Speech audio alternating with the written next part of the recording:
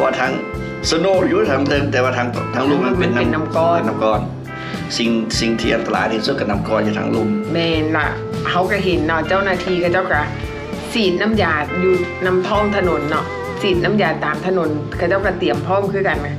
เพราะว่ามันเคยมีเหตุการณ์รถต่ำกันอยู่ไฮเวย์เนาะ170 คันอุ้ยหลายแท้หลายวาเนาะเขาเจ้าก็บ่อยากให้มีการสูญเสียการเกิดขึ้นก็เลยมีการเตรียมพร้อม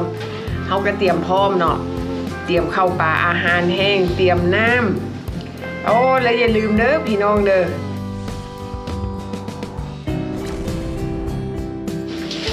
Good morning ทุกคนสบายดีทุกคนเด้ออยู่เท็กซัสพี่น้องตอนนี้จะโมงละ6 โมงเช้าตื่นแต่เช้าไปการธรรมดาตื่นแต่5 โมงปลายคนละหาก็จัดนั่นจัดนี่หาก็แล้วก็ยังบ่แล้วเถอะแต่ตอนนี้หาสิมาสบายดีตอนเช้าแม่บ้านสบายดีFC โอ้แม่บ้านได้เสบียงอาหารแล้วมื้อนี้เขาไปการแต่เช้าเนาะเพราะว่ามื้อนี้ทุกคนไปการก็คือสิเป็นบรรยากาศวุ่นวายเนาะพี่น้องเนาะมื้อนี้ไปเฮ็ดเวียกเพราะว่าเป็นอย่างคือบรรยากาศวุ่นวายก่อนเนื่องจากว่ามื้อนี้เป็นการเตรียมตัวต้อนรับสโนว์แรกของปีที่กำลังสิมาฮอดเนาะพี่น้องเนาะเขาเจ้าข่าวว่าเมื่อวันพฤหัสสิมีสโนว์ตกเนาะวันพฤหัสวันศุกร์มาแต่เช้าก่อนแน่วันพฤหัสตอนเช้าสโนว์สิมาแต่เช้าว่าซั่นแล้วมื้อนี้อยู่ทางโรงงานของหลายๆคนเนาะพี่น้องเนาะเขาเจ้าก็คือสิประกาศเนาะประกาศว่าอากาศบ่ดีควรเตรียมตัวแนวใดให้แต่ละคนให้สังเกตให้มันเช็คน้ำมันทีวีเนาะส่วนหลายเนาะเขาจะประกาศออกทางทีวีว่าอากาศมันไปฮอดไสแล้วเขาก็ประกาศออกทางส่งเมสเสจเข้าทางโทรศัพท์แต่ละโรงงานเขาเจ้าก็สิประกาศว่าถนนหนทางเป็นแนวใดเขาควรไปการได้บ่โรงงานสิปิดบ่โรงงานเปิดจักโมงอยู่นี่สำหรับอยู่รัฐเท็กซัสนี่แม่นคันสโนมานี่อยากว่า 90% เนาะโรงจากโรงงานปิดโรงเรียนปิดก็ดีแนวนึงเนาะเพื่อความปลอดภัยอยู่บ้านเฮาความปลอดภัยมาก่อนแม่นมันก็สิเป็นมื้อนี้เฮาไปโรงงานก็สิเป็นวุ่นๆหน่อยนึงเนาะนั่นแหละวุ่นน้ำมันเขาเจ้าอีหยังเขาฮ้องว่าเขาเขี่ยวส่งเอาเวียกเขาออกเพราะว่าอีก2 มื้อบางทีโรงงานปิดแม่นว่ามานั่งกินข้าวเช้าตั้งวันนี้ก็ได้นี่เพราะว่าแม่บ้านก็สิไปการแต่เช้าแม่นเนื่องจากว่าบางทีมื้อแลงเฮาก็เลิกไว้แม่นทำมื้อนี้สำหรับพอบ้านเฮาก็มี2นับมาเติมมื้อมันเสาร์พุ่นล่ะเพราะว่าเฮาเตรียมรถเตรียมหยังนะก็ไปเปลี่ยนยางใหม่4 ยางเปลี่ยนแล้วยางพัดหัวได้เมื่อวานนี่หมู่งานเพราะว่าเขาเจ้าเฮ็ดบ่ดีก็เลยซอกหาหมอเป็นจอดยางพอดีนัดไม่เอาพอยไปนั่นนะนัดได้ 4 โมงโซเฮาก็ได้ออกมาออกการน้องๆเมื่อวานนี้โอ้สำหรับเมื่อวานนี้มื้อวันพุธนะโอ้ยในน้องโอนขานเมื่อวานนี้เนาะวันนี้วันคานมื้อวันพุธวันคานเฮาไปนัดกินยางหัวเนาะโอ้ไปมองดิสคาวน์ไทยพี่น้องเอ้ยมองไปสูบลมรถกับแถวบักยาวคนหลายเนาะเข้าไปทางไหนอีกวันนี้ก็แถวบักยาวอีกแถวเลี้ยงแถวที่ก็จะสิเป็นไปซื้อยางรถใหม่บ่ไปเกี่ยวกับรถยางรถนั่นล่ะแต่เฮาก็ดีใจดีแล้วนึงเฮาเมคอัพพอยเมนต์ได้ 4 โมงเฮาไปฮอดปึ๊บได้รอท่าแต่ครึ่งชั่วโมงก็แล้วถึงสำหรับมื้อนี้อีกเฮาก็ไปเกี่ยวกับรถอีก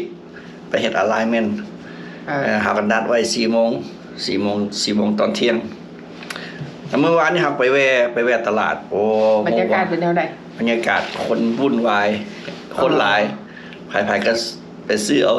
เสบียงอาหารบ่แม่นผู้ใดก็เตรียมอาหารเนาะแบบว่าเขาเจ้าตุนอาหารไว้เนื่องจากว่าเพราะว่า คันอากาศบ่ดีเขาก็บ่ฮู้เนาะว่าสโนว์มันมาเทื่อนี้มันสิมาน้อยมาหลายซำใดเพราะว่าเขาเห็นข่าวหลายๆรัฐหลายๆเมืองสโนว์มาเขาเจ้าจนปิดบ้านปิดเมืองเนาะประกาศภาวะฉุกเฉินเนาะบ่ให้คนออกบ้านเขาก็สิเตรียมไว้ว่ามันสิมาน้อยหรือมาหลายซำใดเพราะว่ามันเคยมีเหตุการณ์แบบว่าน้ำก้อนมาบ่แม่นสโนว์มาเนาะตอนปี2001โอ้ยน้ำบ่ไหลไฟบ่มาบ่มีน้ำบ่มีไฟ สำหรับอยู่เท็กซัสเนาะอันระหว่าง6-7-8 อินช์เนี่ยว่าหลาย แม่น หลาย แม่น เพราะว่าทางสโนว์อยู่ทางเทิงแต่ว่าทางลุ่มมันเป็น มันเป็นน้ำก้อน น้ำก้อน สิ่งที่อันตรายที่สุดกับน้ำก้อนอยู่ทางลุ่ม แม่นล่ะเขาก็เห็นเนาะเจ้าหน้าที่ก็เจ้าก็ฉีดน้ำยาอยู่น้ำท้องถนนเนาะฉีดน้ำยาตามถนนก็เจ้าก็เตรียมพร้อมคือกันไงเพราะว่ามันเคยมีเหตุการณ์รถต่ำกันอยู่ไฮเวย์เนาะ170 คันอุ้ยหลายแท้หลายวาเนาะเขาเจ้าก็บ่อยากให้มีการสูญเสียการเกิดขึ้นก็เลยมีการเตรียมพร้อมเขาก็เตรียมพร้อมเนาะเตรียมข้าวปลาอาหารแห้งเตรียมน้ำโอ้แล้วอย่าลืมเด้อพี่น้องเด้อให้เปิดน้ำต๊อกไว้เด้อเพราะว่าหยังเพราะว่ากันท่อน้ำแตกเพราะว่าเวลาเขาเปิดน้ำเนาะท่อมันอาจสิแตกได้เพราะว่ามันเย็นมื้อนี้เขาก็ไปการแต่เช้าเพราะว่าเขาก็เตรียมพร้อมบางทีมื้อนี้โรงงานอาจสิประกาศให้คนเลิกไวเนาะนี่หนาวมาแล้วเขาสิได้ใส่เสื้อกันหนาว2 ตัวเพราะว่าอยู่นอกมันหนาวหลาย มันหนาว มัน หนาวจี๊ดจี๊ด มันเย็นคือเขาเข้าไปอยู่ในฟรีเซอร์เนาะ แม่นจะสิล่ะพี่น้องแต่ละเช้าฟ้าวฟังกันสิล่ะเพราะว่าเวลามัน เวลาอะไร เวลาอะไรเขาเฮ็ดแข่งเวลา อะไรแหละ6:30 แม่บ้านอยู่กินน้ำกินแม่อย่าฟัง ในบ้านกินข้าวเช้าน้ำบ่ทันแล้วสิไปแล้วเพราะว่า นะ มื้อนี้ บ้านติดจับรถให้ มื้อนี้โรงงานเขาเจ้าอาจสิประกาศให้คนเลิกไว้เพราะว่าเขาย่านว่าตอนแล้งอากาศมันนาอากาศสภาพอากาศมันลดลงเนาะคันฝนตกมันคันเฮาเลิกดึกมันก็อาจสิเป็นน้ำแข็งมันอาจสิเป็นน้ำก้อน เพราะว่าเขาไปไวเนื่องจากว่าสภาพอากาศมื้อนี้กับมื้ออื่นมันบ่แน่นอน บางทีมื้อนี้สโนว์ยังบ่มาเขาก็ท่าเบิ่งมื้ออื่นเช้าเนาะ สำหรับมื้อนี้บ่มาเด้อ เพราะว่ามื้ออื่นเช้าเขาก็สิมาอัปเดตนํกันเนาะพี่น้องเนาะว่าอากาศมื้ออื่นตอนเช้าสิเป็นแนวใดมาลุ้นไปนํกันเด้อพี่น้องว่าสโนว์มันสิมาหน่อยมาหลายซำใดเนาะอันน่ะอยู่นี่เนาะสำหรับบางโรงงานอยู่นี่ค่ะเจ้าก็ด้วยความเป็นห่วงพนักงานค่ะเจ้าก็ประกาศบอกพนักงานว่าให้ทุกคนอยู่บ้านเพื่อความปลอดภัยเนาะถ้าหากว่าผู้ใดสามารถมาเฮ็ดเวียกได้แต่ว่าต้องมั่นใจว่าตัวเองปลอดภัยค่ะเจ้าจึงอนุญาตให้เขามาคันถ้าหากว่าเขาออกมาแล้วเขาตื่นขึ้นมาตอนเช้าไขประตูออกบ้านไปแล้วหัวหน้าบอกว่าให้เจ้าขี่รถร้องเบิ่งอยู่ตามหอบ้านเจ้าเนาะขี่รถอ้อมตามหมู่บ้านคันเจ้าคิดว่าเจ้าปลอดภัยเจ้าก็มาเวียกคันเจ้าตื่นขึ้นมาเจ้าเปิดประตูออกไปเจ้าเห็นน้ำแข็งน้ำก้อนเจ้ารู้สึกว่าเจ้าบ่ปลอดภัยเจ้าก็โทรเข้ามาในออฟฟิศเนาะมาบอกค่ะเจ้าว่าโอ้ข่อยรู้สึกว่ามันบ่ปลอดภัยตามท้องถนนข่อยบ่สามารถไปการได้ค่ะเจ้าก็อนุญาตให้เฮาพักเนาะเพราะว่าในสภาพที่อากาศบ่ดีค่ะเจ้าก็เข้าใจแต่ละคนก็เข้าใจว่าอากาศบ่ดีความปลอดภัยต้องมาก่อนอ่ะ เดี๋ยวไอ้บุญมีอย่างฝาก FC เดย์ ไป ตอนนี้เขาสวยแล้ว สวยแล้ว ไปก่อนเด้อ ไปใส่ตีนซะก่อนถุงเท้าใส่ไปใส่แล้ว ไปแล้ว ใส่แล้วเอ้าสำหรับฟอร์มี่ยังเถือ ยังเถือเอ้า เขาสิไปก่อนสหายเด้อ สิไปก็เลย มันแล้ว ไป สวยแล้ว เพราะว่าเขาไปสวยเขาบ่มีบอลจอด โอเคเอ้า มันหนาวเขาบ่อยากงานไก่ โอเคไปโอ้ยเอาก็ยังหลายเลยเครื่องก็ยังหลายเลยแท้ยังหมดแล้วแม่บ้านสบายเว้ยตื่นขึ้นมาโอ้ยสบายนะแม่บ้านนี่นะยังตัวเหตุการณ์ลูกเดียว นี่แหละผลิตอย่างเดียว โอ้ย แม่บ้านผลิตอย่างเดียว ผลิต ขอบใจเด้อขอบใจคุณเด้อ โอ้เอา เจอกันใหม่มื้ออื่นเด้อพี่น้องเด้อ วันละเลิกจะโมงมาดิ มื้อนี้เนาะ ถ้าหากว่าสภาพอากาศดีโอเค โอเค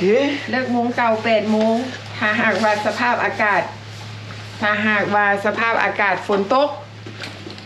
เขาก็สิเลิกไวเพราะว่าเขาย่ามันเป็นน้ำก้อน แม่นวะ ไม่แล้วอิงตามสภาพอากาศมื้อนี้ วันนี้เอาไปสิ เนาะพี่น้องเนาะอิงตามสภาพอากาศ ใส่เกลือก่อนนะใส่เกลือเยอะๆ ไปพร้อมมา ใส่พร้อมกันพร้อมกัน อาถ้าเพิ่นจักน้อยหนึงซะนะ เป็นวุ่นๆเนาะพี่น้องเนาะเป็นสิล่ะแต่ละเศร้านะโอ้ยสวยมีลูกน้อยจังไดอีตนคนมีลูกน้อยเด้หนาวจังสิเก็บลูกใส่กระตาเอาเครื่องขึ้นรถเอาลูกขึ้นรถ เมียนะ แล้วก็ไปส่ง โอ้ เป็นวุ่นๆไว เอา ๆ ไป บวก นอก กับ เอา อา ไป กาศ นอก พอดีนี่ดูก็ไปแล้วไปเยี่ยมแล้วโอ้ยอากาศหนาวหนาวหนาว มาขึ้นรถก่อนเด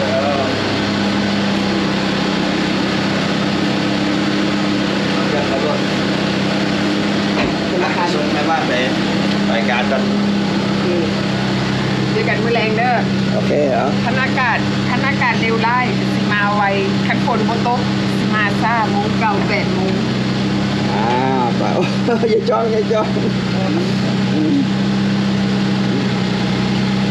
อาจจะเศร้าเสร็จแล้วกูเศร้า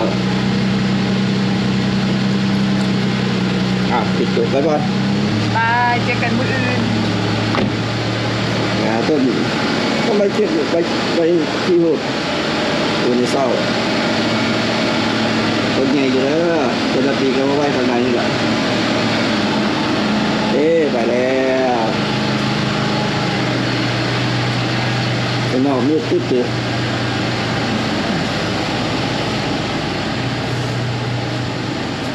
โอเคทุกคนเนาะโอเคทุกคนนะกสิได้นะรายการแล้วเด้อวันนี้นะเจอกัน